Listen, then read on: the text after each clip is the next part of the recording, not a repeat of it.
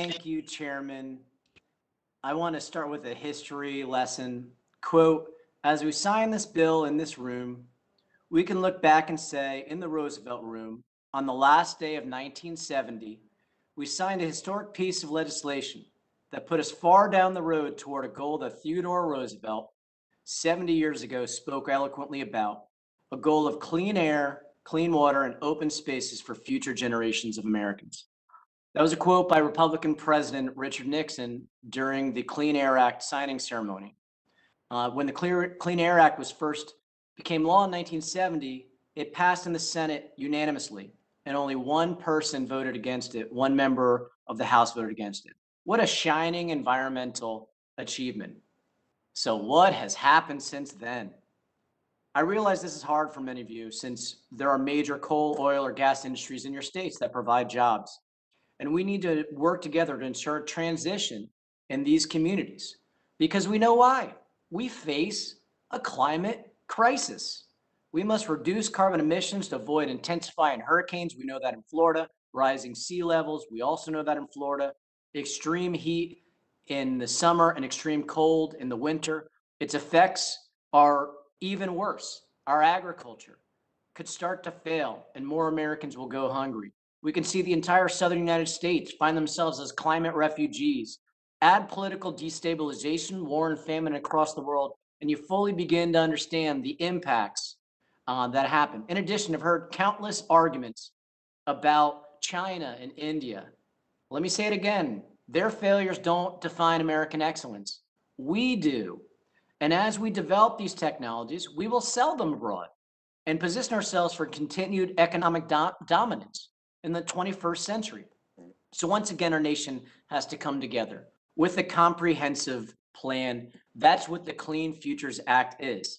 It moves us towards carbon neutrality by 2050 with decarbonization of governments, transportation, utilities, manufacturing, and agriculture. And we will continue to convert our transportation system with electric vehicles.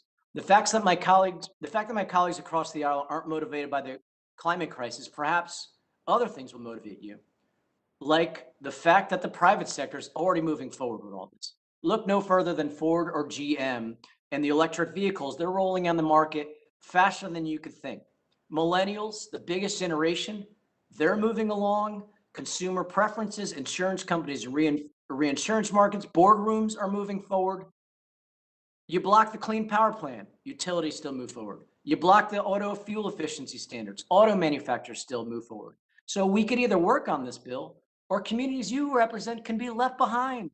And sooner or later, they'll realize that it's your fault, that we should have worked together on this.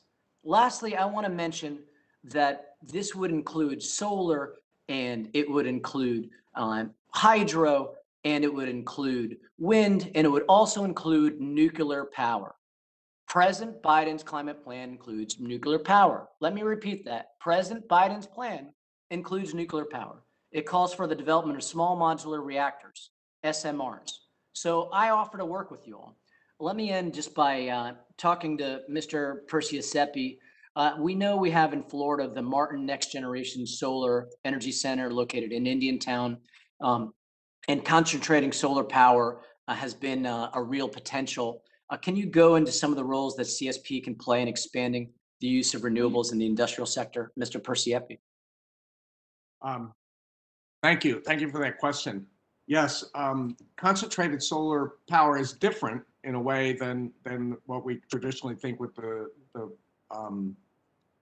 photovoltaic cells. It is concentrating the forces of the sun into a more defined point or space, which can create very high temperatures. And so for some industrial operations that need high temperatures and have the space for that kind of a collection system, you can definitely achieve some exceedingly high temperatures, which is really one of the more challenging part of the industrial sector.